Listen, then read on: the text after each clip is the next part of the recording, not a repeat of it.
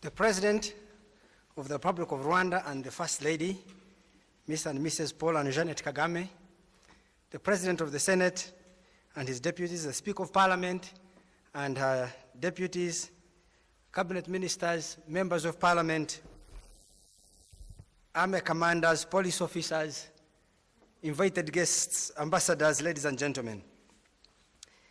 I want to associate with myself with the presentations of the first two presenters, and I wanted to do it this way.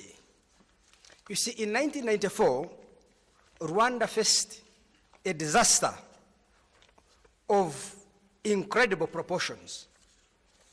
Many people have been saying that Rwanda should have been saved by an international army from America coming and stopping the genocide.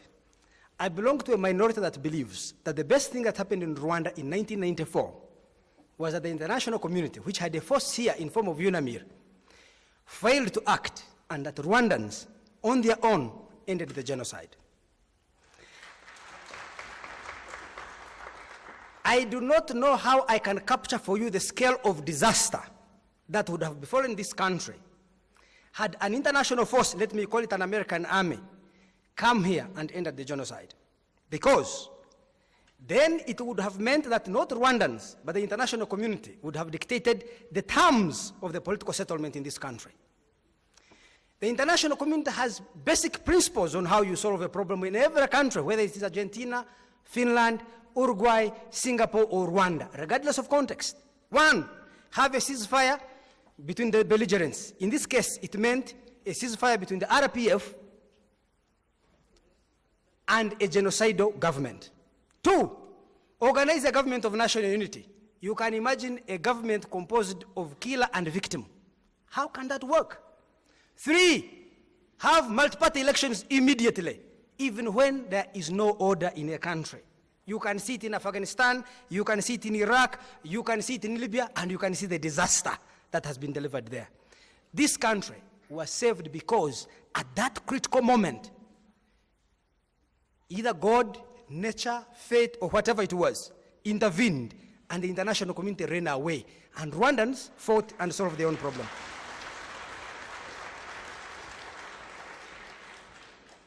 Sometimes I delve into a business called statistics. A friend of mine now is the deputy US ambassador to the UN called Jeremy Weinstein, did a study of civil wars that took place in this world between 1945 and 2000 and found that war did not reoccur in 85% of the countries that experienced a decisive military victory, while war resumed in 50% of the conflicts that were settled by means of negotiation. The hazard of another war drops by over 80% when there is a decisive military outcome compared to 32% when you have UN peacekeepers. I have another friend called Professor James Firon at Stanford University. He found that roughly out of the 55 civil wars he studied, between 1955 and 2000, 75% ended with a decisive military victory by one side. Only in 16% of the cases did a power-sharing arrangement work. So, the fact that Rwandans are the ones that liberated this country and collected all other actors and brought them on a round table to discuss the future of Rwanda without the intrusive interference of sometimes well-intentioned, sometimes naive and ignorant, but sometimes malicious international actors, that is the reason why this country is on the path that I am going to present today. And which path? You see, there is a conflict between the international community and the people of Rwanda, and which I want to present today, which will show why the decisive outcome of that war has shaped the post-conflict reconstruction trajectory of Rwanda. If you look at poll surveys or public surveys by Gallup, by Ligatum, and by the World Value Survey, these are the things that we find about Rwanda, about what the citizens of Rwanda say about their own government. One, 93% of Rwandans, as you can see, have confidence in their public institutions. 92% believe in the independence and fairness of the courts. In South Africa, by the way, it's 80% confidence in the courts. Namibia, 81%, Malawi, 79%. Only 32% of Americans have faith in the Supreme Court. But the United States, I'm sure, feels that it has a duty to advise Rwanda on how to run its affairs. 88% of Rwandans have faith in the police. I wish somebody could have deleted something because I was advised not to compare with our neighbors.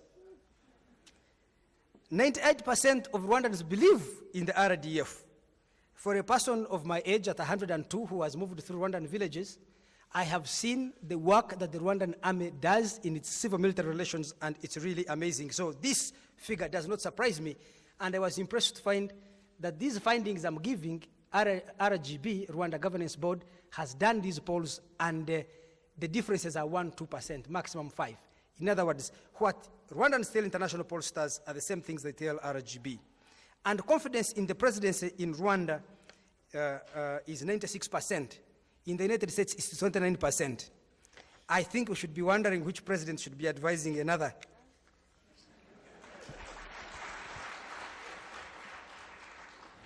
This is another big contest on Rwanda. It deals with freedom. It even intrigues me, even at an old age. 79% of Rwandans believe that the media to be free, and Rwanda is among the top 5 countries in Africa. But if you look at the Freedom House and its indices, or there is something done by a man called Mo Ibrahim Index, they tend to reflect something different because they don't use Rwandans as the speakers, they use abstract international standards that they consider to be universal, and I will come to that. Only 15% of Rwandans say corruption is widespread in their government. In the United States, 79% in America say corruption is widespread in their government. Zambia 90%, Mali 91%, Ghana 84%, South Africa 79%, and the average for sub-Saharan Africa is 74%. 86% of Rwandans believe the electoral process to be free and fair, and 78% say they enjoy freedom of speech, association, and religion. So the question becomes, why is it that Rwandans have these very high perceptions of their own sense of freedom when we are told by international indices that this is not true? I should tell you that Karl Marx also confronted this challenge, whereby we could ask ourselves, is freedom a subjective feeling or is it an objective standard? If the objective standard that you can set at Freedom House coincides or is congruent with the subjective feelings of the people, then there is no conceptual problem. But if people feel free, but the standard is telling them that you're heavily oppressed, then there is a conceptual problem, and you need to build a conceptual bridge. Now I will bring you to Karl Marx. Karl Marx had argued, using the labor theory of value, that the laborers in factories in Europe are being exploited. But polls were done and surveys done of workers in factories in Manchester, Liverpool, and London, and workers were saying they were getting a fair wage for the effort they were putting in. And Marx, and in order to cope with that conceptual, with that incongruence of feeling and objective standard, propounded a theory of false consciousness, meaning saying that actually these workers are not aware of the actual situation, and they need a vanguard party to unmask the social myths, religious doctrines, and philosophies that blind them from seeing the reality as it is. I am sure Freedom House would say that Rwandans are not aware of the actual situation, and they need Europeans and Americans to come and help them see the reality. But I want to say that part of the problem with this concept of false consciousness is that it ignores the fact that whether it is freedom or anything else has a context. If you went to America, if you are an American and you went to bed in 1960, and then returned from your sleep in 2014, and you went through an airport, those days there was no security checks, now you go through people checking you, taking your fingerprints, your eye, and all these pictures, and then you read about NSA and the surveillance programs, you would think that Hitler's Gestapo and Stalin's gulags were much superior in democratic content than the current American system. But if you have lived through 9/11 and the other risks that America faces, perhaps you may appreciate the intrusions of the state onto your individual liberty because of that context. And I want to say that Rwandans perhaps rather give these high marks of their own sense of freedom because they're speaking from a context where unrestrained freedom led to genocide, Whether it were political parties, the mass media, all these became instruments of genocide. And therefore, if there are restrictions on how much they can act, perhaps Rwandans understand better than anybody else. Now, as a consequence, I want to come to the third element, because the political settlement that was built in Rwanda after the genocide was domestically generated. It was sensitive to the feelings, interests, concerns, idiosyncrasies, norms, values, and traditions of the people of Rwanda. This is what has happened in this country. There is a Nobel laureate in economics called Michael Spence, and he wrote a book called The Next Convergence. And in his study of the 20th century up to 2005, he found that there are only 13 countries that have sustained an economic growth rate of 7% and above for a period of 25 years. And here is how Rwanda fares. If you look at Rwanda for the last 25 years, 1989 to 14, the rate of economic growth is 4.5%, which is 73rd in the whole world, the 73rd fastest growing economy in the world. If you look at the last 20 years when RPF took over power, the rate of economic growth has been 6.4%, which is the 23rd fastest growing economy in the world. I am, by the way, using IMF figures, which I got from the IMF book, but website, if I use the Rwandan figures, they're slightly higher. For the last 14 years since President Kagame, the abbreviation PK refers to Paul Kagame. For the last 14 years since President Kagame became president of Rwanda, the rate of economic growth, according to IMF, has been 7.7%, according to Rwanda government figures, 8.4%, making it the 15th fastest growing economy in the world. Now, because oil prices, you have clapped to allay. Because oil prices have been abnormally high at $140 a barrel, now they have fallen to 60. Countries that have export oil can afford to sit on a hole in the earth, pump out God's bounty, sell it to the international community, and grow at a very fast speed. So I decided to remove oil exporters from the sample and only leave there China, because although China is the 5th largest producer of oil, it is the 29th largest exporter of oil. It's manufacturing that drives China's growth. So I discounted oil exporters, and that made Rwanda the 7th fastest growing economy in the world. When I removed the rest of the world and tried to see how Rwanda under President Kagame has performed, it has been the 2nd fastest growing economy in Africa, behind Ethiopia. Now, I want to stop talking about President Kagame and a country called Rwanda and its citizens and talk about a company called Rwanda Inc. Its CEO is Paul Kagame. We will call him PK. Please, I hope my lack of diplomacy will be tolerated. And the shareholders who will be called Rwandans. So I want to make a report to the shareholders of Rwanda. The GDP of Rwanda, or the size of the business called Rwanda, was 670 billion Rwanda francs in 2000, when the current CEO took over. Today, it is 5 trillion, a growth of almost 8 times growth in the size of the business.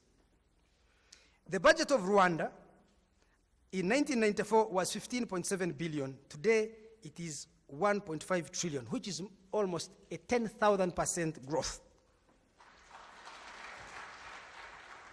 Tax revenues in 1994, these are the revenues of the Rwanda Inc., were 6 billion Rwanda francs, and in 2013, they were 800 billion Rwanda francs, which is really a 13,700% growth rate.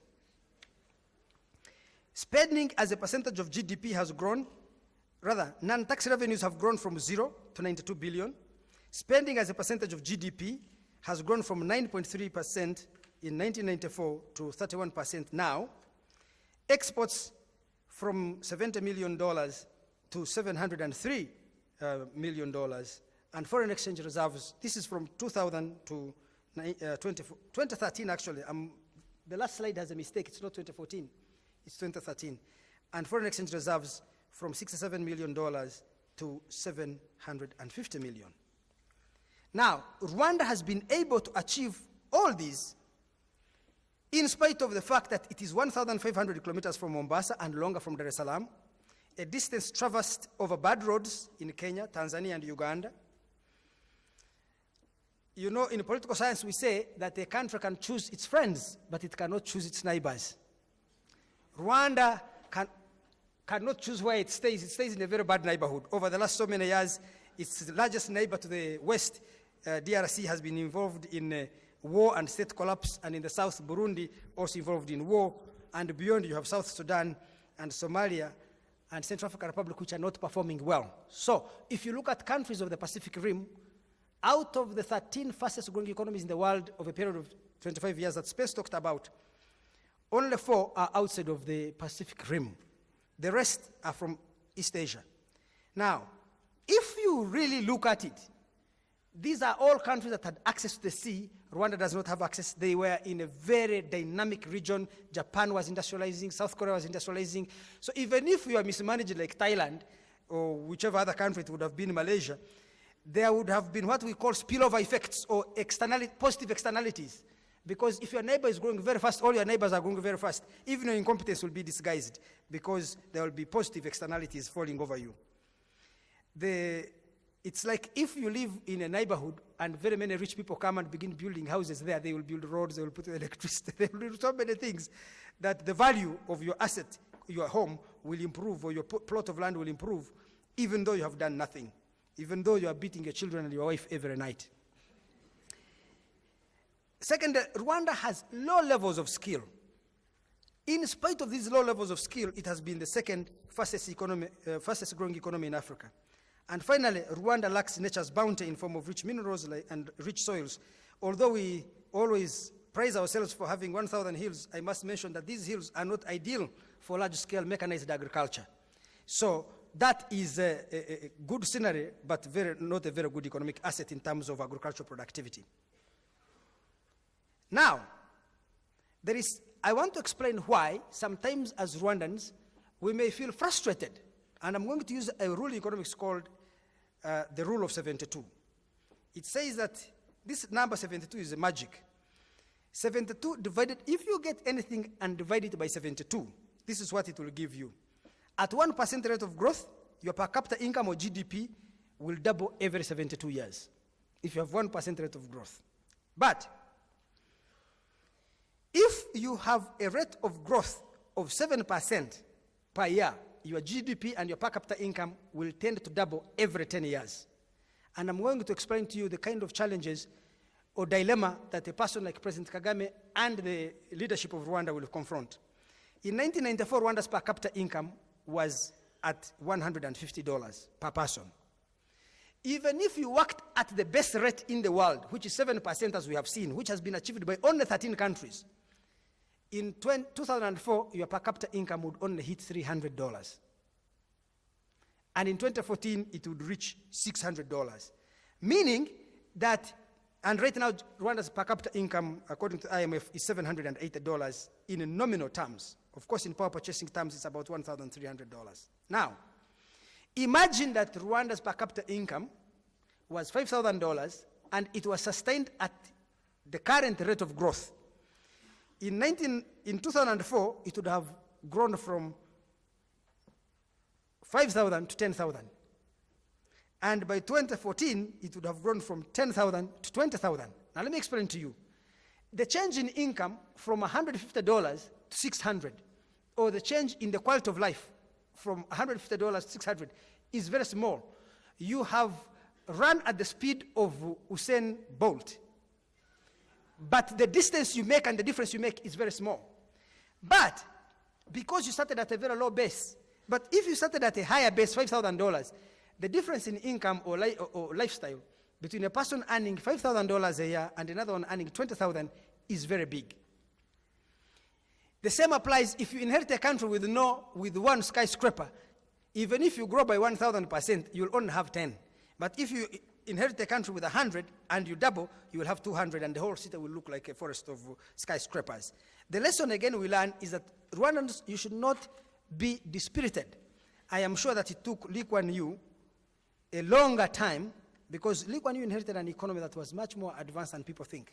Even South Korea, at the time, by 1960, Uganda was the most educated country in sub-Saharan Africa. Uganda, Ghana, and Nigeria. Total high school enrollment in senior 5 and senior 6 in Uganda was 323. In fact, they did a manpower study in 1961 before independence to find out how many people, white, Asian, African, whatever you call it, who were resident in Uganda had an education of more than 13 years. They found 5,700 in a whole country. 5,700. Now imagine today total university enrollment in Uganda, which was 562, is 140,000. And you can get the figures for Rwanda. So South Korea had 18,000 engineers working in manufacturing. Manufacturing alone, engineers in 1960. To compare South Korea in 1960 with Africa is a misnomer. It was a different country. Perhaps its per capita income was low because it had been destroyed by the war. But Taiwan, South Korea, and Singapore were different countries. In fact, I think Africa has not yet reached where these countries were in terms of accumulated human skill and institutions by 1960. South Korea had 1 million people working in Japan, in factories in Japan. And when they returned home, the skills they brought could only transform that country. How many people do you have who are working in factories in most advanced countries from Rwanda? So these countries were different. I want to conclude, therefore, by saying that these achievements in Rwanda have been possible because of the political arrangements that were put in place that has ensured that Rwandans are able to work together in peace and security to realize these results. Thank you so much for listening to me.